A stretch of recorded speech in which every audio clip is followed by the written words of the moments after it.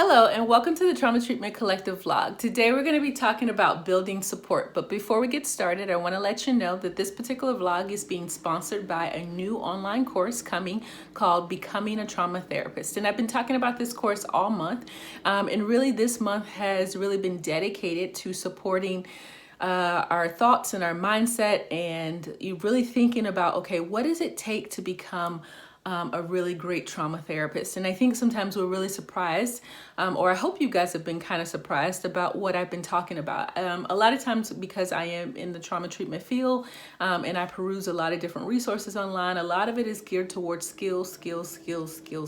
And I think skills are really great, but I also recognize that we are people and we are coming into that treatment process with our clients.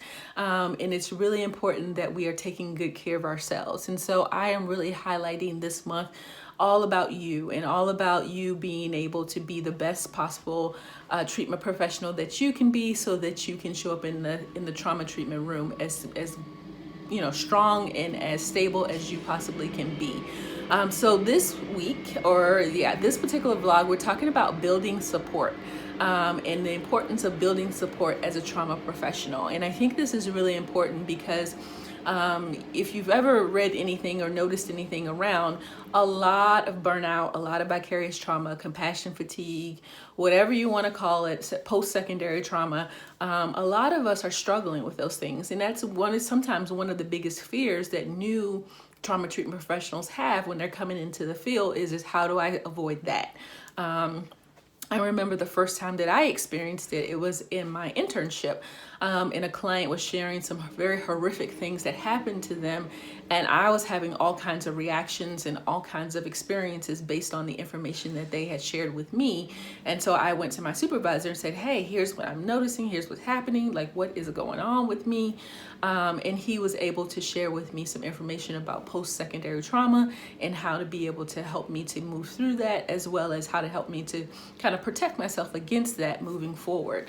But I had never heard of it, didn't know what it was, didn't even know it existed in my internship until I ran into it and I started asking questions about it. So it's really important that we are building support for ourselves. We are creating an environment where we can thrive and do our best, personally and professionally, so that we show up in the trauma treatment room the best possible version of ourselves. So the first thing I want to talk about is why do you even need to build support? Why would you need to build support as a trauma therapist? Like, why do I need to be mindful of this? Why do I need to be intentional about this? Why does this even have to be on my radar?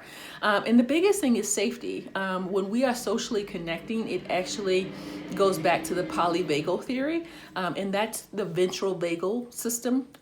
That's a portion of the polyvagal theory. So you have the dorsal vagal and the ventral vagal. And the ventral vagal is our social engagement system. And so if we are socially connecting, if we are supported, if we are feeling safe, then we are more likely to be experiencing ventral vagal kinds of things. And so it's really important to have that in the room and to have that in our nervous system, so that when we are showing up with our clients, we are in our most regulated states, we are in our most safe states, so that we are kind of exuding that, for a lack of a better word, for our clients, because they are working to feel safe. They are working to establish a sense of safety most of the time, because that's been disrupted by the trauma. And so it's really important that we are taking care of ourselves and continuing to build that part of ourselves up, so that we can then share that with our clients. With the polyvagal theory, there's this thing called neuroception, where it's almost kind of like, the best analogy I can give you is like a cell phone pinging off of a tower. And so it's our bodies, our systems pinging off of what's around us, trying to send and notice any things that are unsafe, or telling us we're safe or we're not safe. And so neuroception is this pinging of really trying to figure out if we're safe or not safe. And it's not this conscious thing that we're saying, okay, I'm safe, okay, I'm not safe. It's really this subconscious thing that's happening, kind of subcortical, underneath the cognitive parts of the brain, and it's happening without our knowledge. And so we're constantly picking up signals of whether we're safe or not. through our body. And so in polyvagal theory, we want to be able to, with polyvagal theory in mind, we want to be able to really help our clients to feel safe in the treatment room with us. And one of the ways that we can do that is just filling up our ventral vagal tank so that we can share that sense with them. The more we're regulated, the more we're feeling safe and connected and calm, the better they're going to be. So having support, it's nothing worse than working with a client, and it's a different experience for me. I'll be transparent and share a little bit here. It's a different experience for me to have a situation in the therapy room and know that I can go pick up a phone and call the person that I do consults with and get a consult scheduled before our next session, or to know that I have that resource. It's another thing for me to have a situation in the therapy room and not know what to do and not feel like I have any support behind me, anyone I can call, anyone I can reach out to say, hey, this is what I'm running into. Do you have any thoughts? Do you have any suggestions?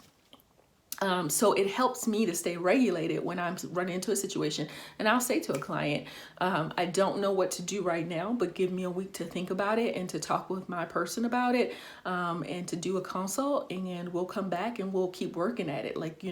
And so I really kind of send the signal of, okay, this is really hard. We're both stuck, but that's okay because we're going to figure it out.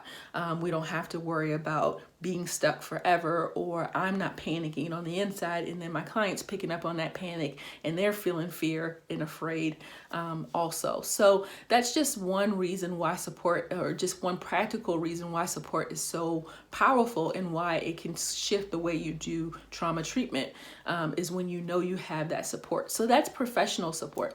When you have personal support and you just know that you're being taken care of and you have friends and you have connections and social support and those kinds of things, it just helps you to feel better internally for yourself, and then for you to be able to share that with your clients, of feeling connected, calm, and regulated in a good way. So that's personal and professional support. So, thinking about, okay, how can I build this support for myself? When we talk about professional support, I mentioned having someone that you do consults with on a regular, or that you feel connected to, that you feel like is there for you to help you to kind of walk through your trauma treatment journey. And then also maybe having peers. Like I have a couple of peers that I will reach out to and talk through cases with, or share different things with. And it's really nice because sometimes they'll be like, well, you have a tendency to do this. Like sometimes I have a tendency to work harder for the client than they're working. And so they can kind of point that out to me of like, you have a tendency, and I kind of see some of that showing up right now. So you might want to be careful and be mindful. And so I trust them enough that they wouldn't, use that to kind of upset me or harm me in any way, but I trust them enough to be able to say that to me so that it holds me kind of accountable to being mindful of how I'm showing up in the therapy room. So that's my peer support, my consults. Those are some professional ways. And then also I'm connected to a consult group where I meet with a couple of therapists, and I actually host that group here in my area. But if you can connect with other therapists and just talk about cases and kind of work through cases and those kinds of things, that's really helpful to know that you're with a group of other professionals that are working on trauma, and they can normalize things for you. They can validate your feelings and those kinds of things. And they can also give you some possible interventions that you can try with your client. That's really helpful as well. So those are a couple of professional ways that you can build support for yourself. Then in your personal, I think, it's all kind of what you enjoy doing, but having a good social connection with other people is really important. And that's something actually that I've realized over this last year that I really want to be mindful of over this next year, is really building a social support that's outside of my professional support. I have a lot of friends and colleagues and those kinds of things that I can reach out to and, talk shop with and talk trauma treatment and therapy stuff with. But I also think it's important for me to have good supports and connections with people who are not trauma therapists, who are not therapists, so I can talk other things with and, kind of have conversation with them that's not related to the work that I do, because I'm always talking about the work that I do. It's nice to be able to build up that area of my life where it's not solely related to mental health. So having those personal connections and thinking about, okay, what are some things that I like to do? What are some hobbies? And how can I socially connect around those things? And how can I be able to build up supports around those things? So the next question I had was, when do you build this support? I am a strong advocate of now. absolutely right this minute, thinking about, okay, how can I build more support for myself professionally and personally, and what do I need to do in order to do that? I think that's really important. Don't wait, don't push it off to later, because it really directly impacts your system, and then it directly impacts how you show up in the therapy room with your clients. And you'll be amazed that when you invest in yourself, you definitely have more capacity to be able to support your clients, to hold space for them, to be able to process through the hard things that have happened to them. So building support is really important. It's not only important for you, but it's also important for your clients. And it really is a great way to fight against vicarious trauma or compassion fatigue or post-secondary trauma, is having a good support network and being intentional. I can't say that enough. Being intentional about building support. I don't think it happens haphazardly. Oh, this so happened to have happened. But we have to be intentional about building the type of support that we need.